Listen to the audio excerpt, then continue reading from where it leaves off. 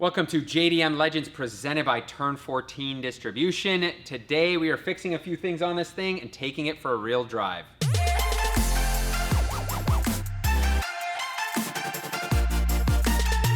If you watched the last episode, you would have seen us rush to get this thing done and onto the road just to take it around for a quick spin. And it was misfiring very badly. And I was a little bit nervous. I thought maybe it's the coil packs or something else was wrong. However, what I started off with was to check and see if the coil pack connectors, if I had hooked them up correctly. And sure enough, the rear one here was reversed, which was causing this coil pack not to fire. I just swapped it back into the proper position, the pinning on it, and this thing runs mint right now. So the plan is to take this for an actual drive, see how it performs, see if we have any other issues. But before we do that, I want to make sure we have the right gauges installed so we can monitor this engine and make sure this thing isn't over boosting. So let's show you what we got.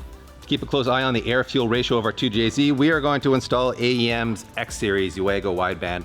And this is in fact the fastest responding wideband on the market. And if you want to know why that really matters, you can actually jump onto our website, that's speed.academy, where I wrote a whole story about response time or dead time with widebands.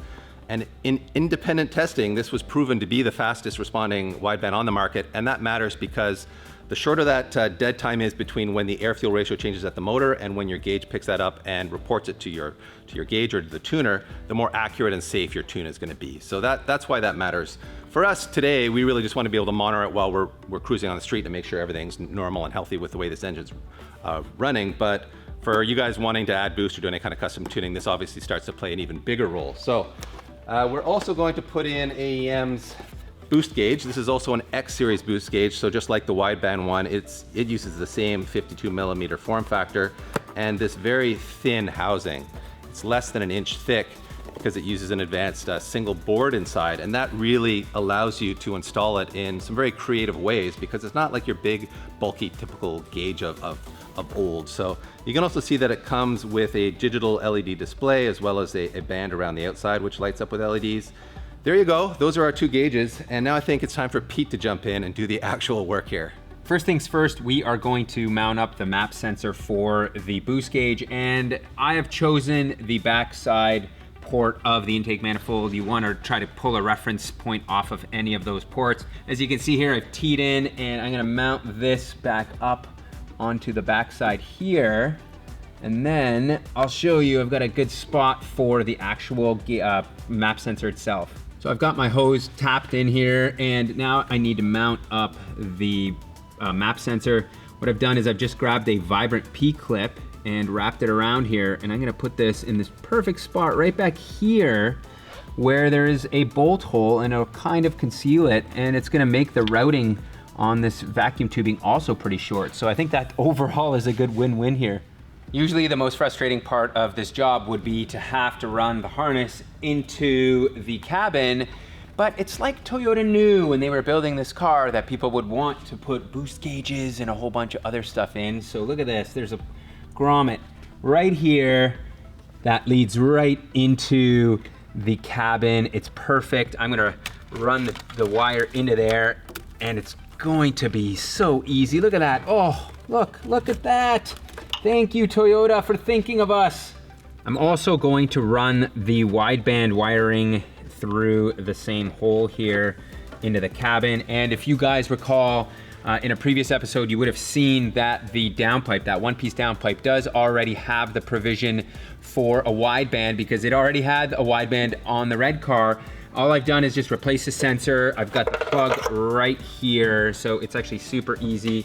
And now I'm just gonna be able to plug it in as such, and then we can jump into the cabin and work on the rest of it. Man, this is like the fastest wideband and gauge install that I've had to do in the engine bay in a long time. Like, this is what, DP?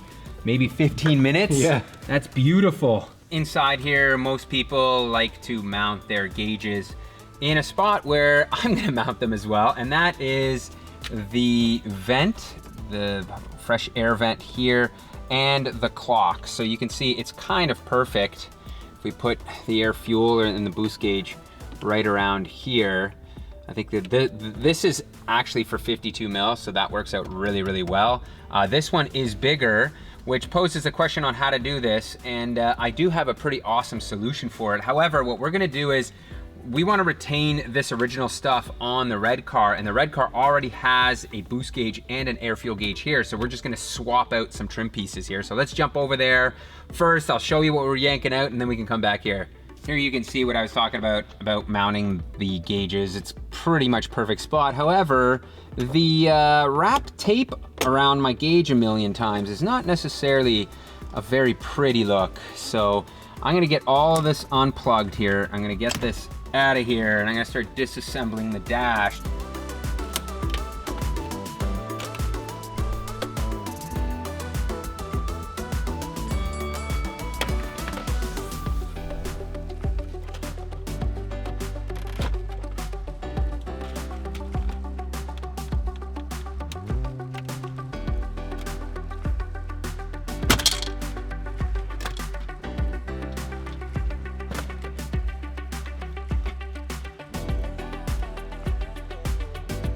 I am now just removing this autometer boost gauge, and I can see the previous owner did have to shave it a little bit. I don't know if you guys can see that. It had to be shaved to fit into here. So that indicates to me that this isn't a perfect 52 mil. Let's see if the AAM one will just pop in.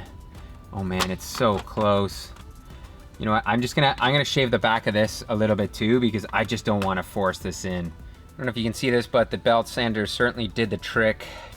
I shaved off just enough where we can fit this in here now. You can see it's got a nice press fit. So that is done, which is a simple job. Now for here, this is a large, I think it's even bigger 60 than mil, I think I think it's got to be bigger than 60. I know I've seen 60 millimeter gauges. They're not usually this big, but because we are running a 52 millimeter, there's a company out there called Auto Extrude that makes this ingenious piece. And if I'm not mistaken, it is 3D printed, but you can see it's pretty brilliant because first of all, it clips right in here. So let me just drop this in and show you guys. Once it's in here, just like that, look at that. So now I can put the gauge into the middle, and on top of that, I still have some function from the vent. So it's a super cool product. I think it was like around $80, so it's not expensive. And for me, it gives it such a nice clean look. So I'm just gonna get this hard mounted up, and then we can start working on the wiring here. Wiring for these two gauges could not be simpler, despite there being so many wires. Really all we're doing is finding a switched 12 volt and a ground for both. These other ones are for like AAM net, for serial outputs, and you know, that's the beauty of these gauges is you can actually connect them to your standalone ECU and have them provide you with valuable info. Like for example, the wideband, that's a huge asset to have. So where am I gonna wire these into? Well, as you can see, I've removed the Alpine CD deck that we had in this car. Despite this being very period correct, we are actually ditching this, and we are gonna go to Dave's new favorite head unit, which is the A Toto. We use this in his Lexus, which was awesome. It had CarPlay, and it has like all of the connectivity. We'll show you in a second once this thing is installed and booted up how cool it is. But what I'm gonna do is, this is a good opportunity for me to wire in the gauges into the harness that I need to hook up for the head unit, and I'm just gonna make a all-in-one deal here, and then we'll have everything hooked up. And just like that, everything is back together. It all went together so easily, and as you can see, both gauges are mounted up. I think they look really, really good. So this is the A Toto S8 standard head unit, and as you can see, it fits in here beautifully, and it gives you all the functionality that you would expect out of a modern head unit. So here you can see we're on YouTube. We've got the Speed Academy channel loaded up because that's what cool YouTubers do, right, PT? They load their own channel up. Of course, yeah. Oh, look at that. It's Pete with a GTR, a car we're gonna get back to working on soon, I promise, internet. Anyway, go back to the main screen here. Like all the Android systems that you've probably seen before, it's got all the Android apps on here that you could want. You can scroll through them all, but you've got like Chrome, you've got, you know, maps, you've got everything you would want. And more importantly for an Apple guy like me, this also has Apple CarPlay on it, and I can do it both wired or wirelessly. The Ultra version that I have in my Lexus has worked flawlessly. It always connects, and that's what drove me nuts about previous head units that I've used from other companies, is that the connection was really flaky. Where with the Atoto, so far it's been absolutely bulletproof. So I've had nothing but positive experiences with these so far. They're not inexpensive. I think they're actually quite high quality, and they're priced, I think, appropriately for what you're getting. But all in all, I've been really happy with them. So let's hope that this one in here works just as well. Now that those gauges and head unit are installed, let's fire it up and make sure that misfire is still gone. We're pretty sure it is since Pete found that wiring issue. So here we go. That's nice. Sounds like a new car, Pete. I'm pretty sure that's how it's supposed to sound. Yeah, I think it's perfect. Oh, man. Purring like a kitten. So we say go for a drive and make sure those gauges are reading what we think they should read. Okay, it looks like we've got ourselves a vehicle that is not misfiring, DP. It's running and driving properly. Yes, it is. It's riding firm but livable on these Fortune 510s. Yeah, we are very, very low. We got to take it easy. We are on tires that are very old. Yes. They are from Japan. I don't even remember the date on them, but they're pretty bad. They're past their due date, I would say. I would say so. Looks like our AFRs are pretty perfect at cruising. They're like high 14s, which is very, very nice. Stoichiometric. So, yes. We're making negative boost, which is not what you're supposed to be doing in a Supra. That's right. So let's see if I just like get into it a little bit here.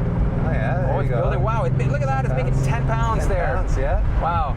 Man, the automatic transmission feels lazy to me, man. That's why they call them slush boxes. This is 90s era automatic technology. It's not going to. Look at this. Fair enough. Yeah. It is old. Yep. So, all right. We got new gas. Well, we had half a tank of old gas. Yes. We put new gas into it.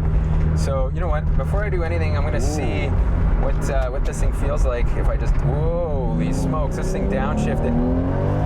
Holy smokes! Okay, so it's making some power. It's making power. What did it go to on boost there? I don't know, man. That's the thing. We're gonna have to figure this out. Yeah. One of us is gonna have to watch the boost here. I'm gonna pull over, let this lady by here. Yeah. And then she wants to race us in her Mica. That's right. All right. I'll watch the boost. Okay, Don't you crash. ready? Yep. It's only 9.6. That's perfect. Okay. That's good to see. That was full throttle, but it was only at like 3,000 RPM. Gear there. Yeah. So didn't feel bad though. No, it didn't. Listen, this is a weird thing for me, like learning how to shift this thing. So I'm gonna go to first gear here again, and let's see. You can see this gear's got some pep to it. Yes. I feel it here. So let's see here. You watching it? Yep. Well, it went to like. Holy smokes! Okay. It only went to like 10 or so pounds there. So. All right. Well, it spun the tires quite nicely. Yep. That felt nice. Okay. Let's see if I can see. Oh man, it's weird. Like I'm so ready for it to downshift. Yeah. But it doesn't downshift. No. It's like when you're in second gear, it locks it in place. Go down. Yeah. So it's one of those gears where and they're so long. Yeah. So I think we probably got to be going pretty quick to rev second gear out here. Yeah. That's just that's not what we're in second here to do here. So let me hear. There's first gear again. So this is 3,300 RPM. Went to like 11 pounds there for a second. Wow, man. You know what? It feels pretty good. Like I know. It smokes the tires there. If the gearbox would cooperate, this thing would be quick. Well, I think the struggle is we'd have to go a little bit quicker. Yeah. So let's just take a turn here, go down and find a street here that we can open it up a little bit more. But man, it's just tripping me out here. Yeah. Okay.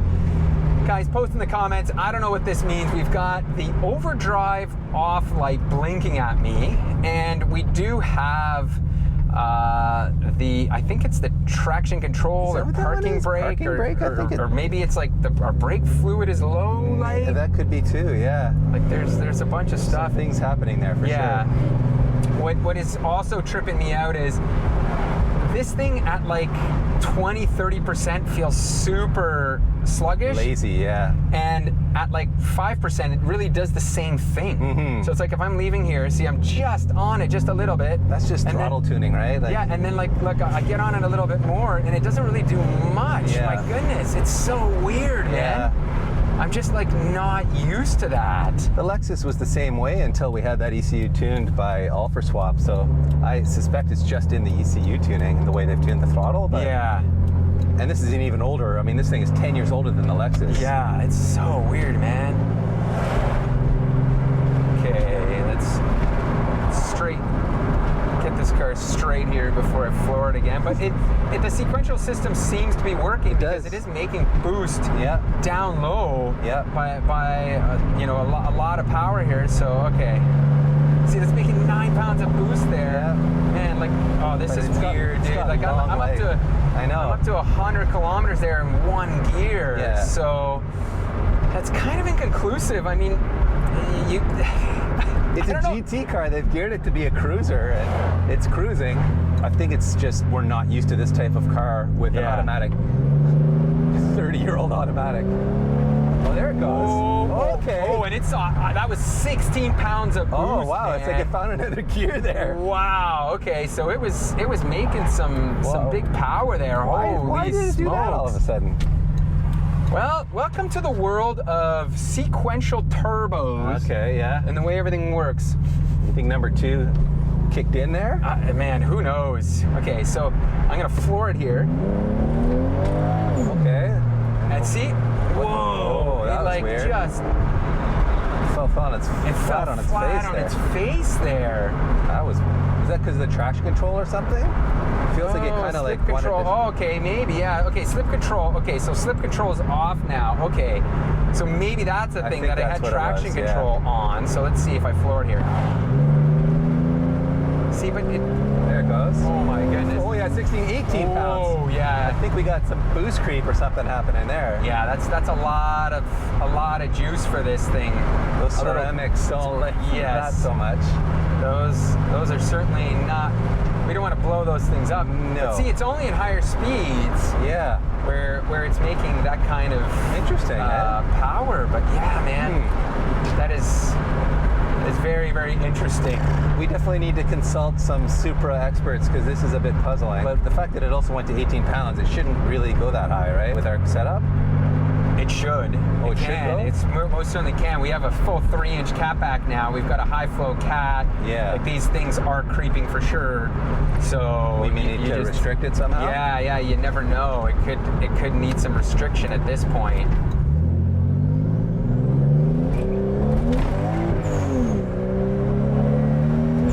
Okay.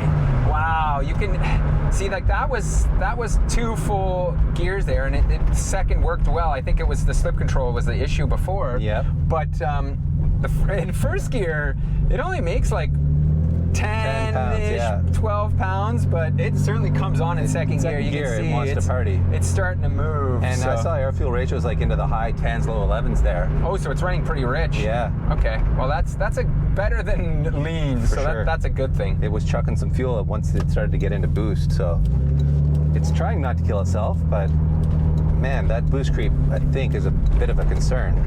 Before we get technical here, PT, can I just say this car draws a lot of attention, especially with no front bumper on it. But wow, we got stopped by everyone at the gas station. People on the street were freaking out. Yeah. You know, we just did a bit of talking about in first gear, low drive. Yes. It only saw about 10 11 pounds yeah. of boost, which makes sense because it doesn't have the time to like over boost. In second gear now, where it just like builds the boost up and then it's got time to really start seeing the It's weird though, overboost. because we made a few pulls in second gear where it didn't overboost. It would only go to 10 pounds.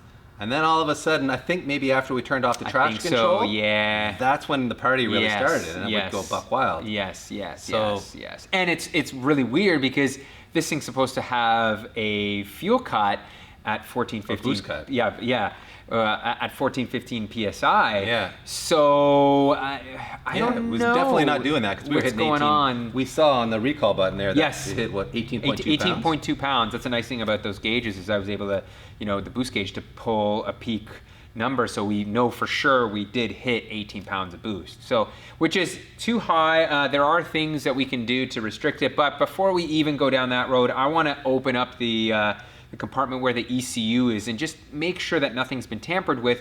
This is kind of a situation that a lot of people face is they've bought a vehicle that was modified and you just don't know what's been played around with. Like, is there a fuse that's been pulled, which is why that OD is flashing at me, like OD off light is flashing at me, or is there like an issue with the gearbox? Like we just don't know. So now it's more of like an investigatory situation where we now have to start like looking at stuff, right? Yeah, I did a quick Google on the flashing OD light, and it looks like there's some pretty common issues with the speed sensor or wiring from the speed sensor to the odometer. There's some workarounds for it, but there's a bunch of reading that we got to do to figure it out. Yeah, why don't we start by having a look at the ECU and the wiring let's do that. So we've just had a quick look at the factory ECU under the passenger side dash here, and everything looks original. We don't see any sign of the wiring having been cut, hacked, butchered, or otherwise modified. So that's a good thing. That is a good thing. I'm actually kind of surprised how original this car is under here.